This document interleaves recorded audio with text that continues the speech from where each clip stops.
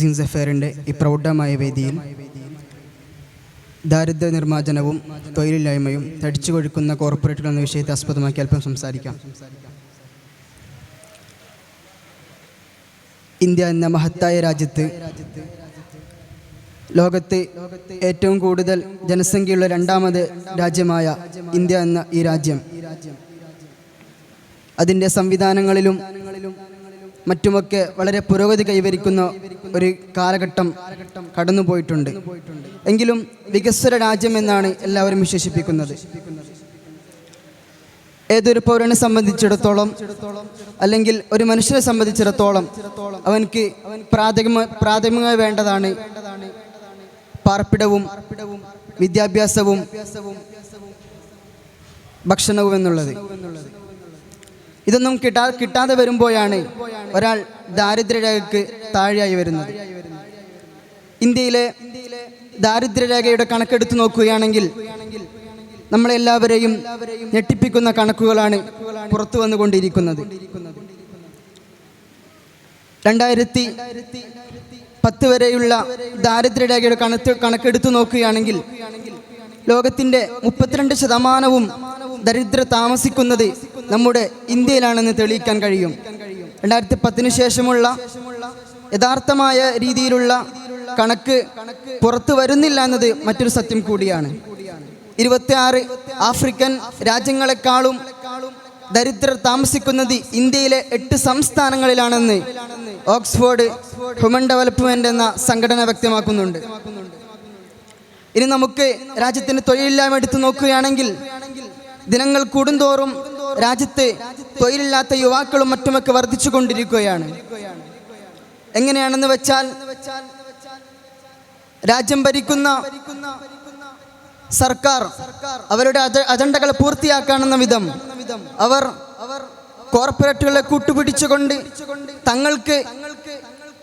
തങ്ങൾക്ക് വശംവദരായ ആളുകൾക്ക് മാത്രം തൊഴിൽ കൊടുത്തും മറ്റും അല്ലെങ്കിൽ ബിസിനസ് സാമ്രാജ്യം കെട്ടിപ്പടുക്കുമ്പോൾ രാജ്യത്തെ സാധാരണക്കാരായ ജനങ്ങൾ തെരുവിൽ അകപ്പെട്ടുകൊണ്ടിരിക്കുകയാണ്.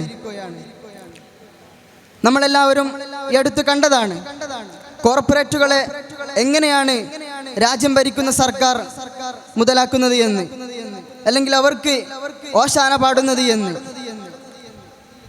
നോട്ട് നിരോധനമുണ്ടായപ്പോൾ നമ്മളെല്ലാവരും കണ്ടത് പാവപ്പെട്ട ജനങ്ങൾ രാജ്യത്തിന്റെ തെരുവിൽ വരി നിന്നപ്പോൾ അതൊന്നും ഒരു കൂസലുമില്ലാതെ രാജ്യം ഭരിക്കുന്ന സർക്കാരിൻ്റെ ഓശാന പാടിക്കൊണ്ടിരിക്കുന്ന അദാനി ഗ്രൂപ്പ് പോലെയുള്ള ആളുകൾ അവർ അതിൻ്റെ ശേഷം വലിയ കമ്പനി രൂപപ്പെടുത്തുകയാണ് റിലയൻസിന്റെ പേരിൽ. ഇതെങ്ങനെയാണ് സംഭവിച്ചത്? ഒരു രാജ്യമൊട്ടാകെ പെട്ടെന്ന് ഒരു നോട്ട് നിരോധനം കൊണ്ടുവന്നത് മുതൽ ഇതെങ്ങനെ കോർപ്പറേറ്റുകൾ മാത്രം അറിഞ്ഞു എന്നത് നമ്മൾ പരിശോധിക്കേണ്ടതുണ്ട്.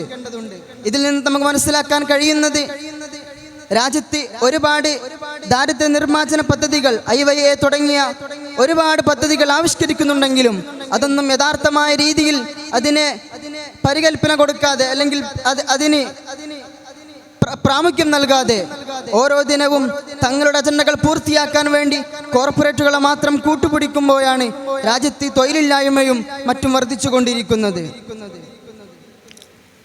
ഈ ഇന്ത്യ എന്ന മഹത്തായ രാജ്യത്ത് എത്രയോ മനുഷ്യർ ജീവിക്കുമ്പോൾ അവർക്കെല്ലാവർക്കും നല്ല വിദ്യാഭ്യാസവും പാർപ്പിടവും ഭക്ഷണവും ഒരുക്കേണ്ടത് രാജ്യം ഭരിക്കുന്ന സർക്കാരിന്റെ കടമയാണ്. വികസ്വര രാജ്യമെന്ന് അടയാളപ്പെടുത്തുമ്പോഴും എന്തുകൊണ്ടാണ് പുറം രാജ്യങ്ങളിൽ നിന്നുള്ള പ്രസിഡന്റുമാർ വരുമ്പോൾ രാജ്യത്തിന്റെ ചേരികളിൽ നമുക്ക് മറപിടിക്കേണ്ടി വരുന്നത്?